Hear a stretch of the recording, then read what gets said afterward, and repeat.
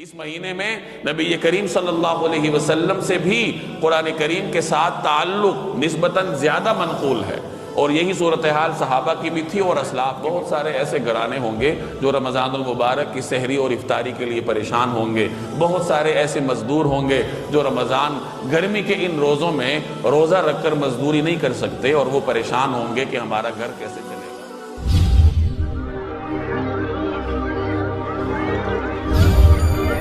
یہ میرے اور آپ کی ذمہ داری ہے کہ ہم رمضان المبارک کی تیاری کس طریقے سے کرتے ہیں۔ پہلے سے رمضان کی تیاری کرنی پڑے گی۔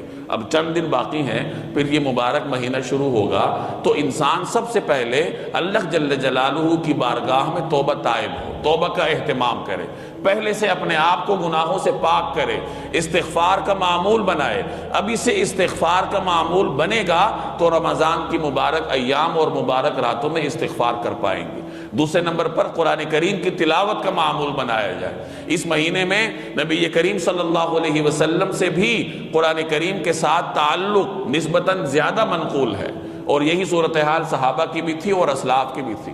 امام مالک بڑے محدث گزرے ہیں، ان کے بارے میں آتا ہے کہ جب رمضان کا مہینہ آتا تھا تو وہ تمام کتابوں کو بند کرتے تھے، لوگوں کے سوالات کے جوابات دینا بند فرما دیتے تھے، اور قرآن کریم کی طرف متوجہ ہوتے تھے، اور مسجد میں ہی زیادہ وقت گزار کر تلاوت فرمایا کرتے تھے۔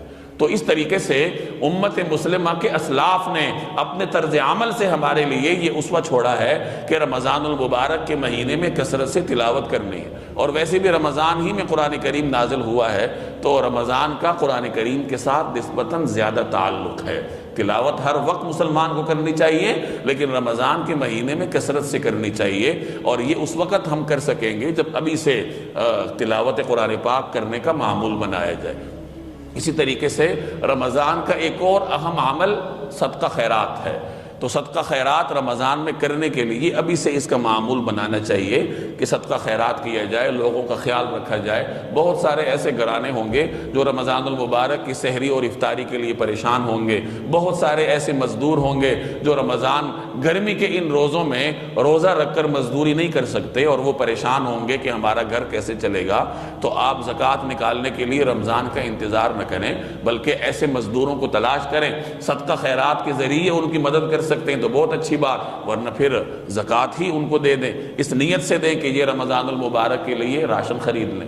تو توبہ، استغفار، قرآن کریم کی تلاوت اور صدقہ اور خیرات، یہ رمضان کی بنیادی اعمال ہیں، اور رمضان المبارک میں یہ اعمال کثرت سے میں اور آپ اس وقت کر پائیں گے جب ہم ابھی سے ان اعمال کا معمول بنائیں گے۔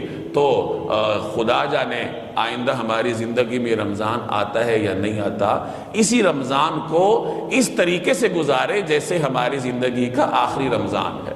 تو پہلے سے اس کی بھرپور طریقے سے تیاری کریں، اور بھرپور اہتمام کے ساتھ جب رمضان کی مبارک ساعات میں داخل ہوں گے تو انشاءاللہ اللہ تبارک و تعالیٰ کی رحمتیں ہم پر بھی نازل ہوں گی۔ اللہ جل جلالہ عمل کرنے کی توفیق دے۔ وما علینا الا البلاغ۔